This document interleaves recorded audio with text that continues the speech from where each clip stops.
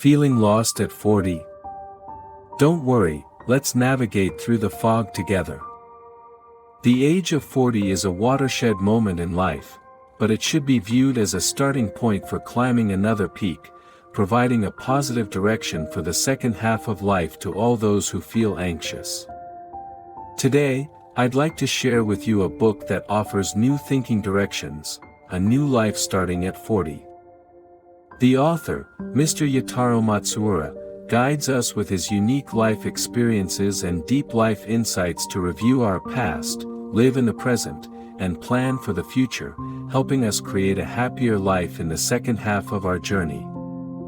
Chapter 1: Looking Back and Organizing the First Half of Life. When we reach the age of 40, we often begin to reflect on everything we have experienced so far.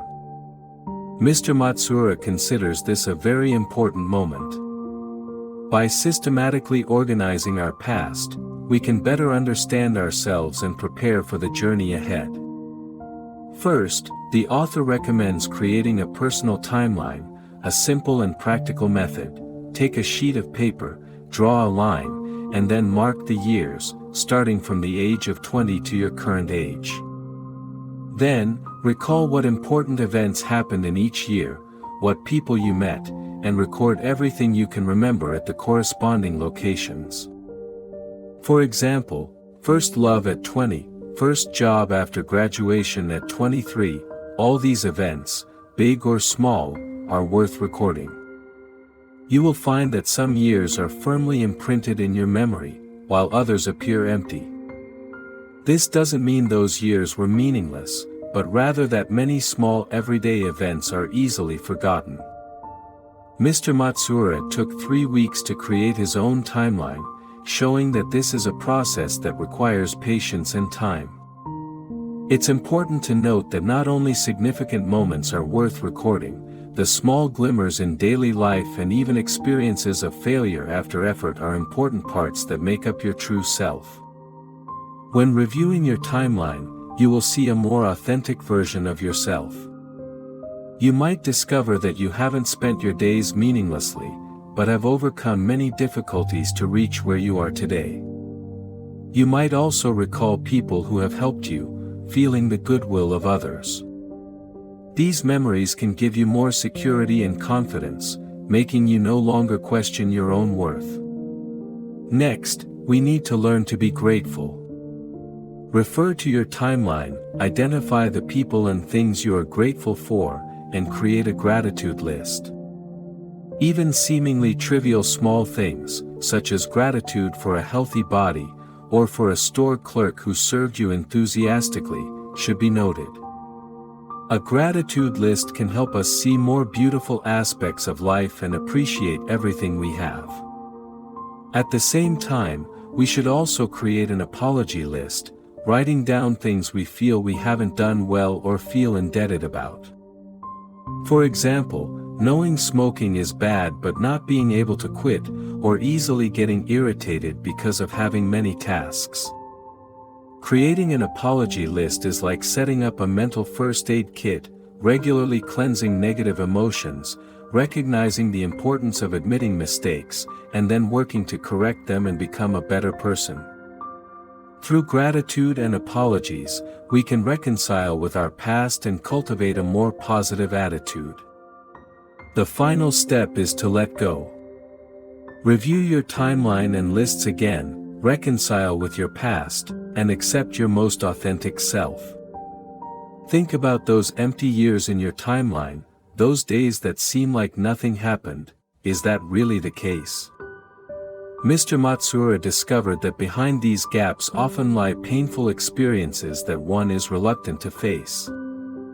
Helping us bravely face these unpleasant memories and remember how we later solved these problems makes us realize that we have already overcome difficulties and need not fear future challenges. We don't need to avoid past failures and pains. Only when we accept that version of ourselves who made mistakes and wasn't good enough, can we truly drop the burden in our hearts and feel the lightness of the present. Furthermore, we need to let go of established patterns and accept changes in our bodily functions. After 40, our physical energy may not be as good as in younger years, and previous habits of staying up late may no longer be suitable. We should recognize and accept the changes in our body and choose a healthier lifestyle. At the same time, we should also see the advantages that come with age, such as richer experience and a more mature ability to handle situations.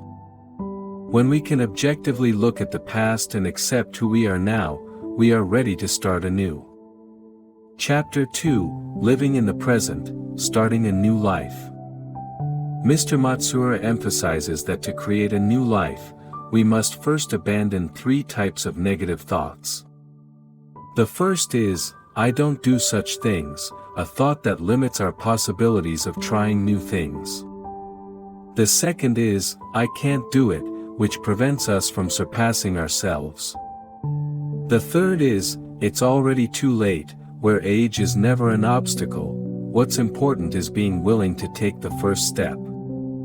Next, we need to cultivate 3 good habits. First, the habit of waking up early, enjoying the tranquility of the morning, and starting the day well. Second, the habit of keeping a journal, whether in a notebook or on a phone, to record the moments of life, which will become valuable memories in the future. Finally, maintaining the habit of organization, keeping the environment clean, which naturally makes our mood lighter. Chapter 3, Looking at the Future, Planning an Ideal Life. In terms of career development, after 40, one should place more emphasis on quality rather than quantity. Use your strengths to create more value. You can consider changing careers or developing a side business, utilizing accumulated experience to cultivate new expertise. At this stage, passing on experiences to the younger generation is also a very meaningful work. In terms of quality of life, it's important to establish a healthy routine, maintain regular exercise, and pay attention to a balanced diet. It's also important to develop hobbies and maintain a good social life.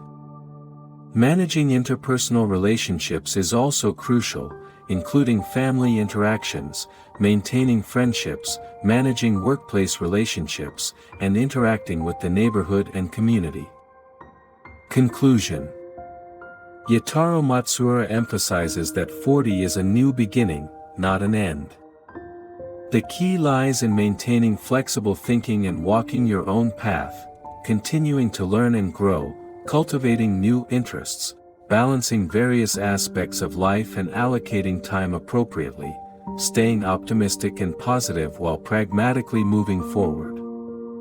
The magnificence of life lies not in the size of age, but in how we perceive and utilize each present moment. As long as we maintain an open mindset, continue to learn and grow, the second half of life will surely be richer and more fulfilling. Let's together approach this new stage of life with a more positive attitude and create our own wonderful life.